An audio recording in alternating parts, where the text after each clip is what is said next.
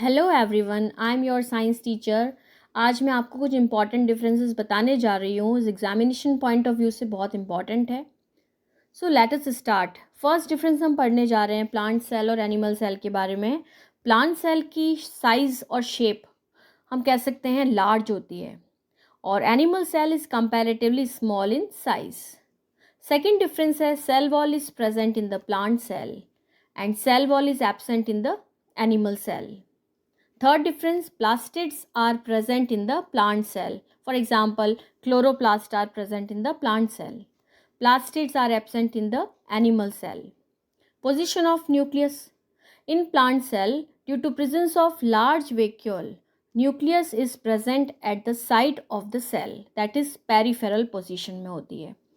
While in the animal cell, due to presence of small vacuole, the nucleus is present in the center.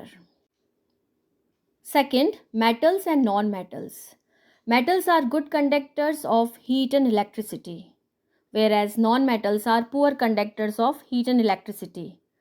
Second property है metals are malleable. It means they can be beaten into thin sheets, whereas non-metals are non-malleable.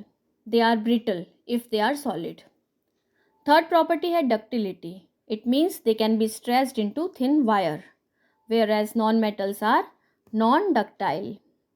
Metals possess metallic luster, means उसमें shine होती है, but non-metals are non-shiny, means they do not possess metallic luster. Metals are generally solid at room temperature except mercury, which is liquid. Non-metals are solid, liquid or gaseous at room temperature. Third हम पढ़ेंगे difference between contact forces and non contact forces. देखिए, contact forces की बात करें तो forces which can be applied only when it is in the contact with the object. और non contact forces की बात करें तो forces which can be applied without contact with the object. Example हम कॉन्टैक्ट फोर्सेस के देखते हैं muscular force, friction force. Non contact forces के एग्जाम्पल्स हैं magnetic force, force of gravity, electrostatic force. These are the example of non-contact forces. Another difference हम पढ़ेंगे meteor and meteorites. Meteors are very small stone-like objects that are revolving around the sun, whereas meteorites are large meteors revolving around the sun. When a meteor enters the earth atmosphere, जब meteor earth atmosphere में enter करता है तो जल्दी से जल जाता है. किस वजह से? Due to the air friction. Whereas meteorites are unable to burn completely and their some unburned particles reach the earth. Meteors को हम shooting stars भी बोलते हैं, हालांकि वो stars नहीं हैं.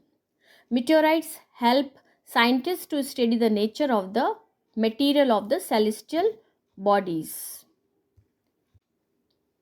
अब हम बात करेंगे internal fertilisation and external fertilisation की.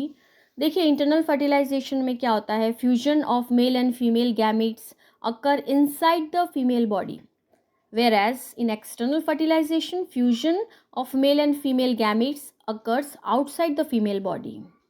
अब इंटरनल फर्टिलाइजेशन में high chances of survival of offspring, whereas external fertilisation में सर्वाइवल चांसेस बहुत ही कम होते हैं, इसीलिए लार्ज नंबर में एग्स प्रोड्यूस होते हैं. एग्जाम्पल्स हम देखते हैं इंटरनल फर्टिलाइजेशन किस में होता है, cows, hens, human beings, mostly mammals में. और एक्सटर्नल फर्टिलाइजेशन किस में होता है, fish, frog, starfish. Next, oviparous and viviparous organism. देखिए, ओवीपैरस और वीवीपैरस में क्या डिफरेंस है. Organism do not lay eggs, whereas in oviparous organism lay eggs. Viviparous में young ones develop inside the female body, whereas in oviparous young ones develop outside the female body. Viviparous के examples देखिए birds है, mammals है, whereas oviparous के example हम देखते हैं fishes, amphibians वगैरह.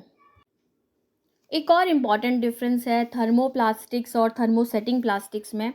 थर्मोप्लास्टिक्स में क्या होता है, the plastics which get deformed easily on heating and can be bend easily are called thermoplastic. वो प्लास्टिक जो इजीली कोई भी शेप में हम उसको डिफॉर्म कर सकते हैं, हीट करके इजीली बैंड कर सकते हैं।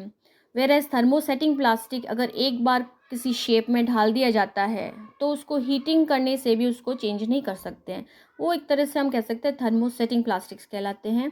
एग्जाम्पल हम थर्मोप्लास्टिक्स की बात करें तो पॉलीथीन, पीवीसी, पॉलीविनाइल क्लोराइड, ये एग्जाम्पल्स है थर्मोप्लास्टिक्स के। वेयर एज थर्मोसेटिंग प्लास्टिक्स के एग्जाम्पल है bakelite, melamine. These are the examples of thermosetting plastics. Uses की बात की जाए तो thermoplastics are used for manufacturing toys, combs and various types of other articles. ठीक है। वेयर एज थर्मोसेटिंग प्लास्टिक्स जो है these are used for making floor tiles, kitchenware and fabrics which resist fire. These are some important differences आपको मैंने बताए हैं, इसको ज़रूर करिएगा।